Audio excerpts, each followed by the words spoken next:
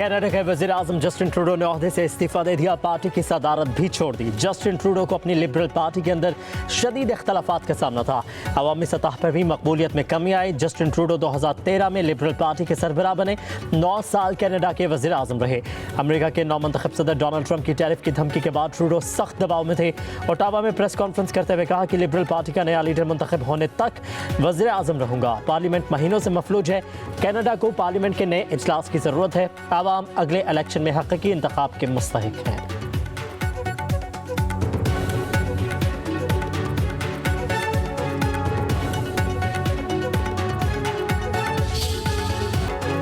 हुकूमत और पाकिस्तान तहरीक इंसाफ के दरमियान मुज़ाकरात में डेडलॉक। PTI की जानिब से तहरीरी मुतालिबात पेश न करने पर तीसरा दौर तातुल का शिकार। मुज़ाकरात का तीसरा दौर कब होगा कुछ मालूम नहीं। ज़राए के मुताबिक तहरीक इंसाफ बानी से मुलाकात के बाद चार्टर ऑफ डिमांड का फैसला करेगी। हुकूमत के तहरीरी चार्टर ऑफ डिमांड के बगैर आगे बढ़ने से गुरेज।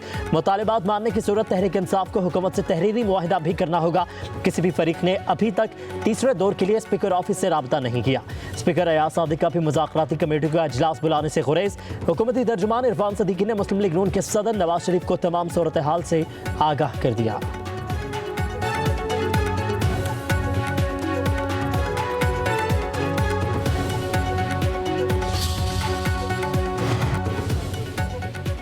नहीं लगता 20 जनवरी से पहले मुज़ाकरात में कोई बड़ी पेशरफ्त होगी। चीज़ें अमरीकी सदर के हलफ से जोड़ी जा रही हैं। वज़ीर दिफा ख्वाजा आसिफ कहते हैं PTI का ख्याल है कि इन्हें अमेरिका और बरतानिया से मदद मिलेगी। अमेरिका से मदद मिलने के बाद ये नई पोजीशन लेंगे। बोले तहरीक इंसाफ वाले तहरीरी मुतालिबात नहीं देना चाहते, ये चाहते हैं बात ज़ुबानी कलामी हो ताकि मुकरना पड़े तो मुकर सके।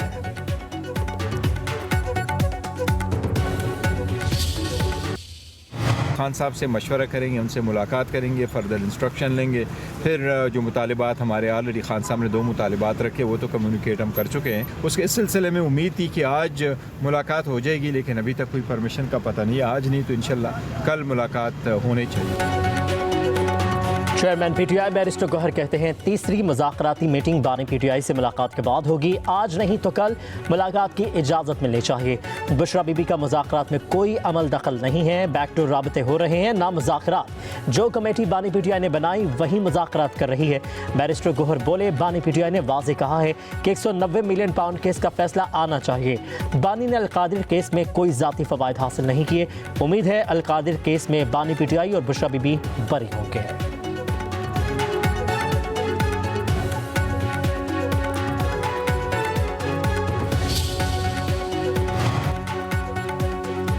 PTI रहनुमा असद कैसर का कहना है कि बानी PTI से मुलाकात के लिए फिलहाल कोई राबता नहीं हुआ।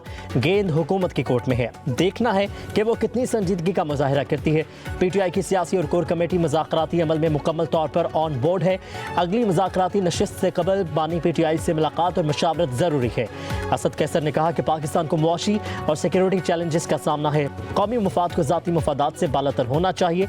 शौकत यूसुफजई बोले बानी PTI को सज़ा होने से मुज़ाकरात पर कोई असर नहीं पड़ेगा। बानी PTI मुज़ाकरात के जरिए कोई डील नहीं करना चाहते, इसलिए इन्हें सजा सुनाई भी गई तो मुज़ाकरात चलते रहेंगे।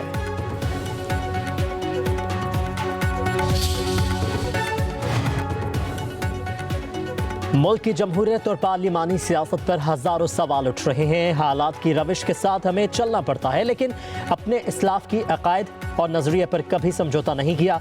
मौलाना फजलुर रहमान का पेशावर में तकरीब से खिताब कहा कि ऐवानों को ऐसे मेंबरान से भर दिया गया है जिन्हें इस्लामी इल्म ही हासिल नहीं। हमें पता है कुरम का मसला कैसे हल होगा। हम जब भी मामलात को ठंडा करने की कोशिश करते हैं तो फिर इश्तियाल दिया जाता है। कहा कि हमने कभी बंदूक नहीं उठाई। हमें पैगाम दिया जाता है कि आप कौन होते हैं कुरम मसले को ठंडा करने वाले।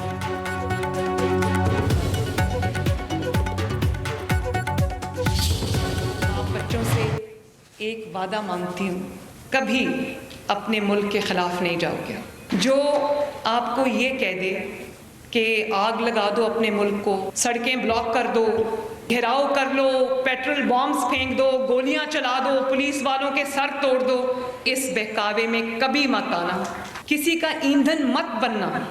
अगर ये बात अच्छी होती तो आज वो बच्चे माफ़ी मांग के जेलों से बाहर ना आते। उनका तो इसमें कोई इंटरेस्ट नहीं था, किसी के बहकावे में आ गए, लेकिन आज माफ़ी मांगी, पब्लिकली माफ़ी मांगी, अपोलोजाइज किया तो बाहर आए। तलबा किसी के बहकावे में आए, ना ही किसी का ईंधन बने। इंतशार की सियासत ने तलबा के जहनों को जहर आलूद कर दिया।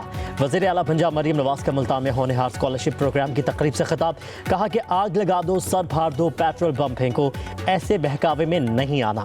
वादा करें कभी मुल्क के खिलाफ नहीं जाएंगे। पाकिस्तान का मुस्तकबिल नौजवानों के हाथों में है। कहा कि बच्चे माफ़ी मांग कर जेलों से बाहर आए हैं। सियासी पसंद नापसंद बुरी बात नहीं, लेकिन दूसरों की इज्जत करें। मरियम नवाज ने कहा, नौजवानों के लिए बिलासूद कर्ज प्रोग्राम ला रही हूँ।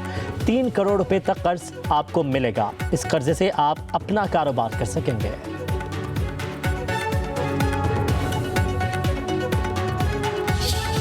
कोई मुकाबला ही नहीं है। एक जमात है जिसका लीडर कहता है कि मुझे आजाद कराओ, वरना मुझे आजाद नहीं करवाया तो आईएमएफ को कहता है कि पाकिस्तान के पैसे बंद कर दो। बैरूनी मुल्क से धमकियां दिलवाना शुरू करता है पाकिस्तान को। पाकिस्तान की वो मिसाइल टेक्नोलॉजी जो कि शहीद कायद मोहतरमा बेनजीर भुट्टो साहबा की दी हुई मरून मिन्नत है, उसके ऊपर जो है वो अटैक करवाने की कोशिश करते हैं। अभी साल सवा साल जेल में हुआ नहीं है और अभी से ये पाकिस्तान के खिलाफ हर सौदा करने के लिए तैयार है।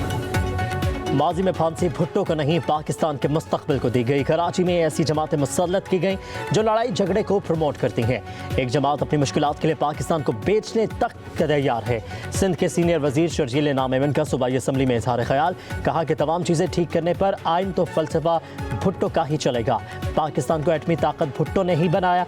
आज एक जमात का लीडर रिहा होने के लिए IMF को खत लिख देता है, बैरून ममालिक से धमकियां दिलवाता है, मुल्क की सालिमियत का सौदा करने पर भी तैयार रहता है। ट्रंप की जीत पर सबसे ज्यादा खुशी इन्होंने मनाई। उड़ान पाकिस्तान हुकूमत का मंसूबा नहीं है, ये पाकिस्तान की कौम का मंसूबा है, ये पाकिस्तान के मुस्तकबिल का मंसूबा है, ये सियासत से बालातर है। पाकिस्तान की जहां मफाद की बात होगी, अपनी सियासत से बालातर होके दोनों जमातों ने अपना किरदार अदा किया। इत्तेहादी हुकूमत में हल्की फुल्की मौसीकी चलती रहती है, आपस की बातों को अच्छी तरह डील करते हैं। वफाकी वज़ीर अहसन इकबाल की कराची में नासिर हुसैन शाह के साथ प्रेस कॉन्फ्रेंस, कहा नून लीग और पीपल्स पार्टी मुल्क की 2 बड़ी जमातें, मगर पाकिस्तान के नजरिए पर दोनों एक हैं। बानी PTI दूसरों से रसीदें मांगते रहे, जब अपनी बारी आई तो रसीदें बोगस निकली। कहा कि गुज़श्ता हुकूमत ने सिंध को नज़रअंदाज किया, वफाकी हुकूमतों को फंड्स नहीं दिए। 5 साला उड़ान पाकिस्तान प्रोग्राम पाकिस्तान की तरक्की के सफ़र को मजबूत और पायदार बनाने के लिए बुनियाद फराहम करेगा। नासिर हुसैन शाह ने कहा कि 10 साल में पहली मरतबा PSDP में सिंध को 81 अरब का शेयर मिला। तरक्की का सफर जारी है, नताइज मस्बत ही निकलेंगे। उड़ान पाकिस्तान प्रोग्राम से रोजगार और तरक्की होगी।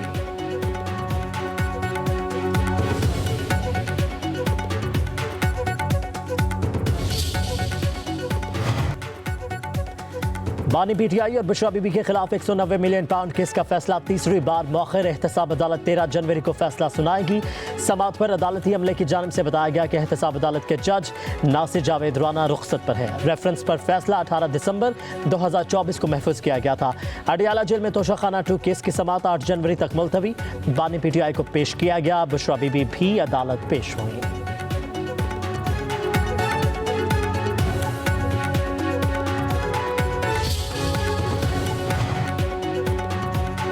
बानी PTI चाहते हैं उनकी गर्दन पर तलवार लटकाने के बजाय 190 मिलियन पाउंड केस का जल्द फैसला सुनाया जाए, ताकि वो केस को हाई कोर्ट ले जा सके। अलीमा खान की मीडिया से गुफ्तगू, कहा कि राबताकार और हुकूमत किसी गलत फहमी में ना रहें, बानी को किसी चीज़ का डर नहीं। अलीमा खान ने कहा कि हुकूमत चाहती है कि बानी PTI के हवाले से तासुर दिया जाए कि वो भी उन्हीं की तरह NRO लेकर बाहर आए।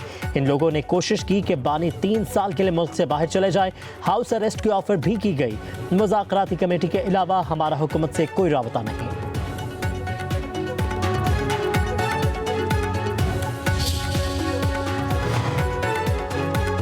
गैर कानूनी असलहा और शराब बरामदगी केस में वज़ीर आला KP अली अमीन गंडापुर को गिरफ्तार करके पेश करने का हुक्म। जुडिशल मजिस्ट्रेट मुबशिर हसन चिश्ती का वज़ीर आला और उनके वकील के पेश न होने पर इजहार बरहमी, कहा कि मुलजिम पेश हुआ और ना ही वकील अदालत आया। मुलजिम को गिरफ्तार करके अदालत पेश किया जाए। केस की मजीद समाअत 21 जनवरी तक मुलतवी।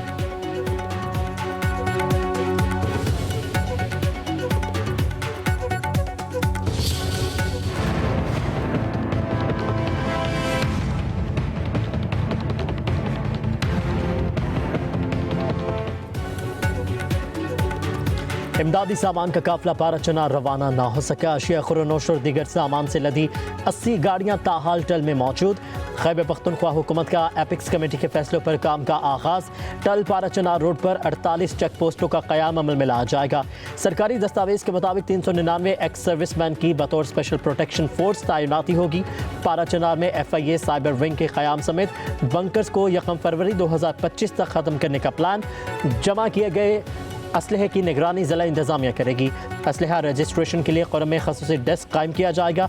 डिप्टी कमिश्नर पर फायरिंग में मुलविस 2 शरपसंद हस्पताल से गिरफ्तार। दोनों काफिले पर हमले के दौरान जख्मी हुए और हस्पताल में ज़ेर इलाज थे।